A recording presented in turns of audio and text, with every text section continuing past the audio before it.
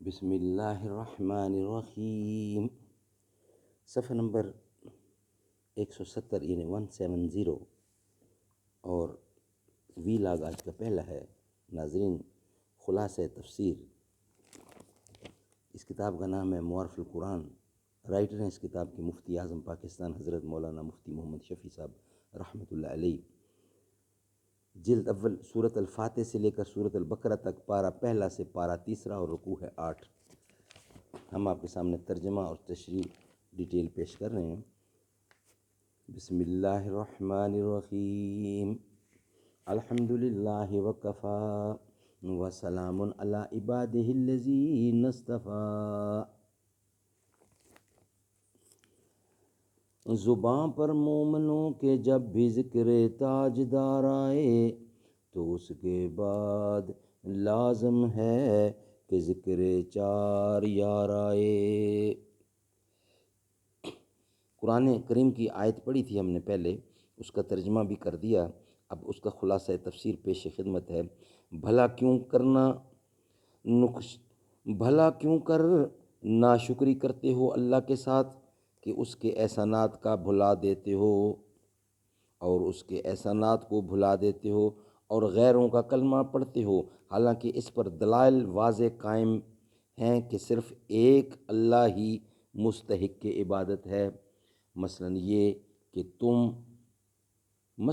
کہ تھے تم بے جان، یعنی نطفہ میں جان پڑنے سے پہلے، سو تم کو جاندار کیا، پھر تم کو موت دیں گے، پھر زندہ کریں گے، یعنی قیامت کے دن، پھر انہی کے پاس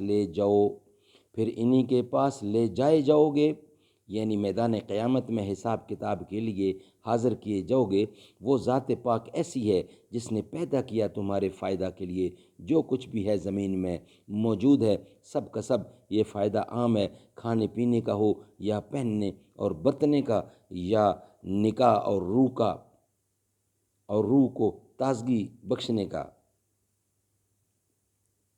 اس سے معلوم ہوا کہ دنیا کی کوئی چیز ایسی نہیں جس سے انسان کو فائدہ نہ پہنچتا ہو، اور اس سے یہ لازم نہیں آتا کہ ہر چیز کا ہر استعمال حلال ہو۔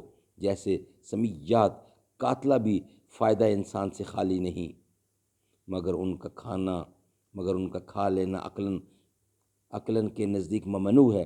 پھر توجہ فرمائی آسمان کی طرف سے، یعنی اس کی تخلیق و تکمیل کی طرف، تو درست کر کے بنا دیے ان کو 7 آسمان، اور وہ تو سب چیزوں کے جاننے والے ہیں۔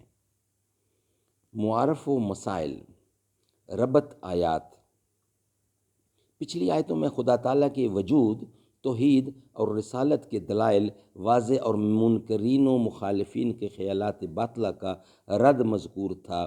مذکورہ 2 آیتوں میں اللہ تعالیٰ کے احسانات اور انعامات کا ذکر کر کے اس پر اظہار تعجب کیا گیا ہے کہ اتنے احسانات کے ہوتے ہوئے کیسے یہ ظالم کفر و انکار میں مبتلا ہیں، جن میں اس پر تنبیہ ہے کہ اگر دلائل میں غور کرنے کی زحمت گوارا نہیں کرتے تو کم از کم محسن کا احسان ماننا، اس کی تعظیم و اطاعت کرنا تو ہر شریف انسان کا طبعی اور فطری تقاضا ہے۔ اسی راستے سے تم اللہ تعالیٰ کی اطاعت پر آ جاؤ۔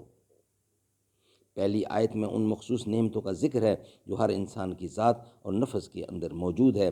دوسری آیت میں ان عام نعمتوں کا ذکر ہے جس سے انسان اور تمام مخلوقات فائدہ اٹھاتی ہے اور وہ انسان کی زندگی اور بقا کے لیے ضروری ہیں۔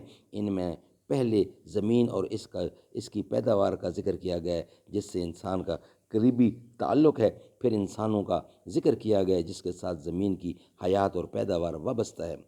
کیف تکفرون باللہ، کیسے اللہ کا انکار کرتے ہو؟ ان لوگوں نے اگرچہ بظاہر خدا کا انکار نہیں کیا، مگر رسول خدا کے انکار کو خدا ہی کا انکار قرار دے کر ایسا خطاب کیا گیا ہے۔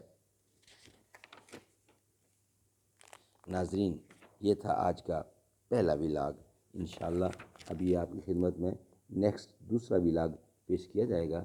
اللہ تعالیٰ سننے کی سمجھنے کی توفیق عطا فرمائے، آمین ثم آمین، بجا خاتم النبیین صلی اللہ علیہ وسلم۔